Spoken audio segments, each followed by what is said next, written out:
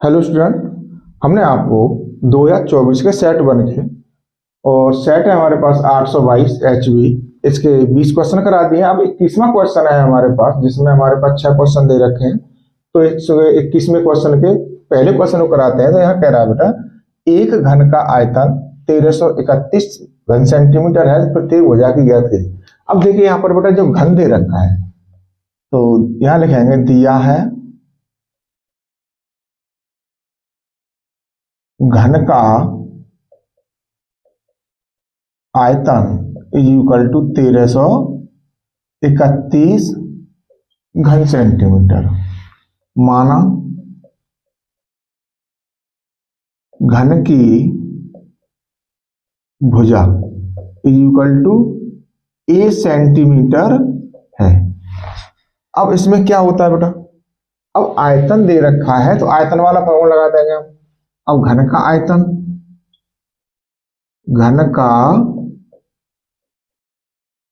आयतन क्या होता है, भुजा का क्यू, यानी क्या है, उन्हें भुजा क्या मान लिया हमने, ए, तो ये हो जाएगा ए क्यू। अब दिया क्या है हमारे पास, 1331 दे रखा है, is equal to A cube. अब देखिए यहां से ए का मान निकालेंगे, दोनों पक्षों का घनमूल ले लें हम। दोनों पक्षों का घनमूल लेने पर, जब घनमूल लेंगे तो ये संख्या क्या हो जाएगी बेटा। अब देखिए यहां पर जो है कोने में 3 लिखने का संबंध क्या है, 1/3 की power 1331 is equal to A Q. घनमूल का संबंध है बेटा 1/3 की पावर। अब देखिए 3 से ये 3 खत्म हो जाएगा, क्यों, घात के ऊपर घात होती है तो घातों में क्या हो जाता है, गुणा हो जाता है। अब देखिए 1331 दे रखा है, 1331, इसलिए हम क्या करेंगे, फैक्टर करेंगे, 11 से काटेंगे, 11 एकम 11, 2 बचे, 11 दूनी 22, 1 बचा, 11 एकम 11।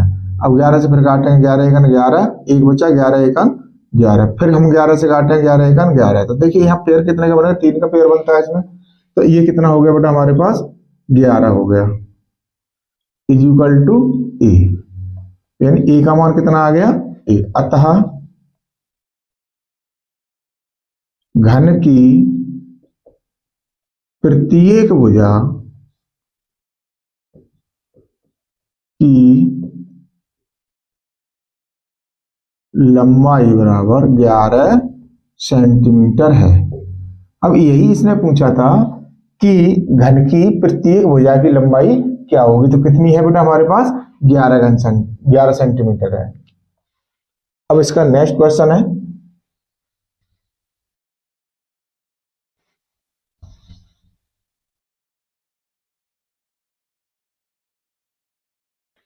तो देखिए नेक्स्ट क्वेश्चन क्या कहता है, ये क्लियर होगा। अब कहता है कि यदि द्विघात समीकरण x² + 3x - p is equal to 0 का एक मूल 2 है, तो देखो यहां पर दे रखा है, दिया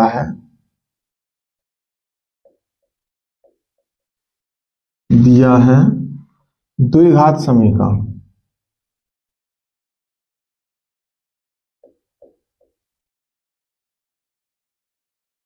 समीकरण दे रखा है बेटा हमारे को x² + 3x - p is equal to 0, ये दे रखा है।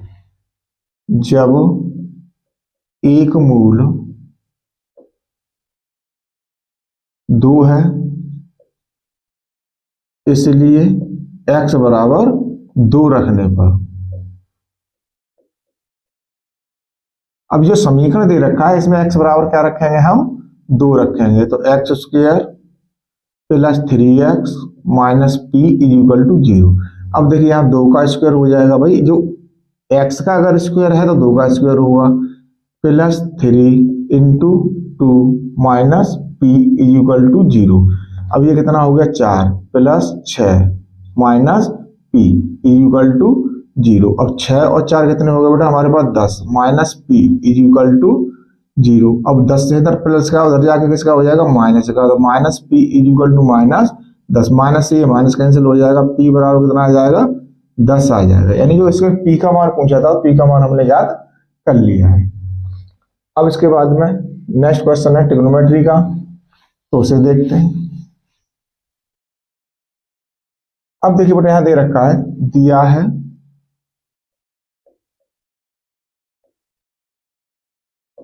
cos theta is equal to 15/17, तो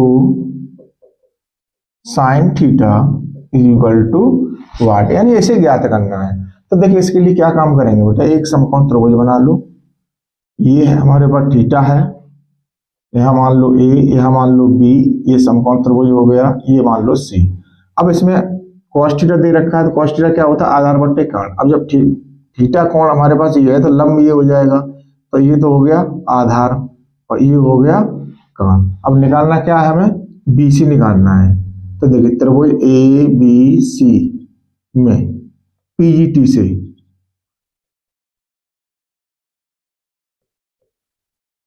तो ये हो जाएगा बेटा हमारे पास ए बी का वर्ग प्लस बी सी का वर्ग इज इक्वल टू ए सी का वर्ग, यानी ये हमारे पास क्या है, पीजीटी थ्योरम है।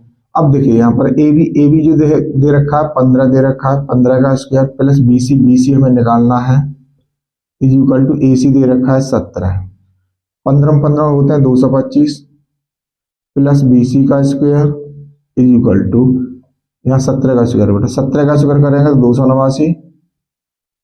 अब 225 इधर प्लस के उधर जाएंगे, किसके हो जाएंगे माइनस के, तो बी सी का square is equal to 289 minus 225, B C का स्क्वायर इज इक्वल टू 9 में तो 5 जाएंगे, 4 बचेंगे, यहाँ बचे 8, 8 में तो 2 कम कर दो, क्या बचे जाएंगे हमारे पास 6, 2 में 2 का कुछ नहीं बचा। अब बी सी निकालेंगे तो क्या हो जाएगा, इस पर अंडर रूट चढ़ जाएगा। अब भाई 64 जो होता है, 64 का वर्गमूल कितना होता है, 8 होता है, तो ये भैया कितनी निकल आई बेटा हमारे पास 8 निकल आई। अब देखिए साइन थीटा की वैल्यू निकालेंगे यहाँ से, साइन थीटा बराबर क्या होता है, लंब बट्टे काट। अब लंब कितना है हमारे पास 8, 8 बट्टे कितना हो जाएगा 17। तो देखिए कितने आसानी से हमारे पास क्वेश्चन बन गया। अब जो हमारे पास बना जभी कि जब हमने इसकी वैल्यू तीनों को साइड है क्लियर कर ली, वैसे ये सर्वसमता से भी हो जाता, ठीक, क्योंकि यहाँ पर स्क्वायर कर देते इसका और यहाँ पर स्क्वायर लगा के रूट कर देते, तो sine square theta is equal to होता पर minus sine square theta, cos square theta की वैल्यू जो होती है। अब देखिए यहाँ पर नेक्स्ट क्वेश्चन है,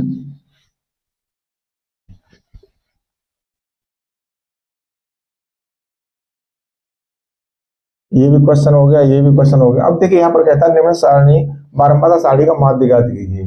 तो यहाँ दे रखा है बेटा हमको वर्ग अंतराल, वर्ग अंतराल दे रखा है, कितना दे रखा है 0 से 2 और 2 से 4, 4 से 6, 6 से 8, 8 से 10। अब दे रखा है हमारे को बारंबारता, बारंबारता कितनी दे रखी है बेटा हमारे को 1 2 6, 1 2 6 8 3। अब क्या निकालना है, मध्य पद x, ये था हमारे पास f। अब देखिए मध्य पद निकालेंगे तो ये 0 और 2 है, तो 0 और 2 को जोड़ेंगे और 2 का भाग लगाएंगे, तो 0 और 2 जोड़ कर क्या हो गया 2, 2 में 2 का भाग दिया कितना हो गया 1। अब 2 2 का डिफरेंस है तो ये हो जाएगा बेटा 3, 3 और 2 5, 5 और 2 7, 7 और 2 9 हो गया, यानी 10 और 18, 18 का आधा करेंगे तो 9। अब हमारे पास क्या है बेटा f इंटू एक्स निकालेंगे, तो 1 एकम 1, 2 तिया 6, 5 छके 30, 7 अट्ठे 56 और 9 तिया 27। अब यहाँ पर क्या करेंगे एफ एक्स सिग्मा निकालेंगे, तो 1 और 6 7, 7 और 6 13, 13 और 7 20, 20 को 0 और 2, 2 और 3 5, 5 और 5 10 और 2 12, यानी कितना हो गया बेटा हमारे पास 120 हो गया। अब इसको जोड़ते हैं हम बारंबारता को, तो ये कितना होगा 1 और 2 3, 3 और 6 9, 9 8 17 और 3 20, तो ये हो गया बेटा हमारे पास। अब देखिए यहाँ पर निकालेंगे माध्य एक्स बार, ये होता है सिग्मा एफ एक्स बट्टे सिग्मा एफ। अब हमारे के पास कितना है 120, ये दे रखा है। एफ कितना है हमारे पास 20, तो 20 छिक्के 120, तो यानी एक्स बार जो वैल्यू है बेटा हमारे पास कितनी आ गई 6 आ गई। यही हमारे को पूछा गया था।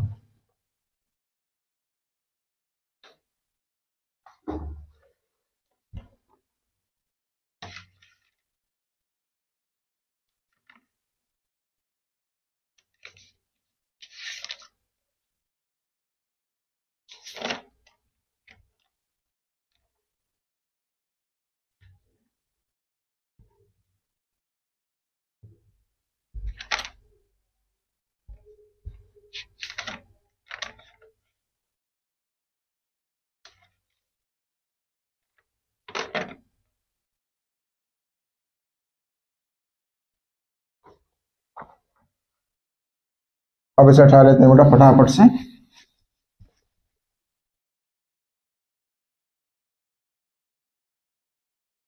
अब देखिए नेक्स्ट क्वेश्चन ये क्लियर हो गया। अब है क्वेश्चन ये, अब इसमें कहता है बिंदुओं -3,10 और 5,4 को मिलाने वाले रेखाखंड के मध्य बिंदु के निर्देशांक ज्ञात कीजिए। अब देखिए एक रेखाखंड है बेटा हमारे पास, अब पहले दे रखे हैं हमारे पास -3,10 और दूसरे कितने दे रखे हैं 5,4।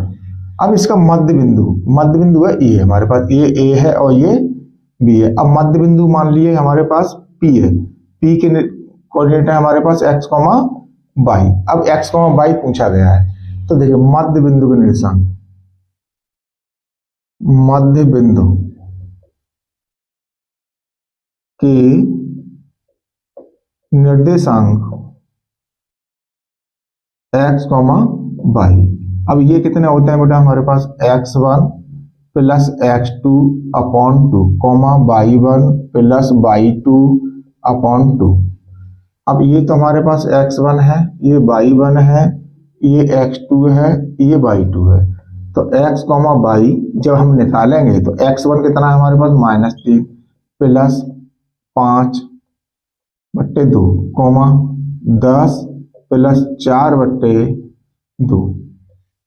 अब देखिए ये माइनस का 3 है, ये प्लस का 5 है, तो यहाँ क्या बचेगा 2 बचेगा, 2/2, 10 और 4 14, 14/2।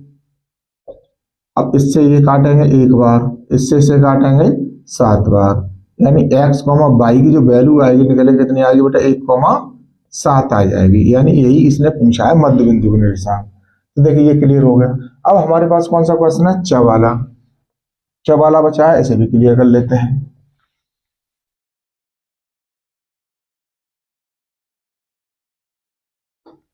इसमें कह रहा है यदि बिंदुओं -1 और -3 और x, 9 के बीच की दूरी 13 मात्रक है। तो देखो बेटा यहां दे रखा है, दिया है बिंदु -1, -3 और x, 9। तो देखिए यहां पर क्या है x1 y1 x2 और y2 ये हमारे हो गए।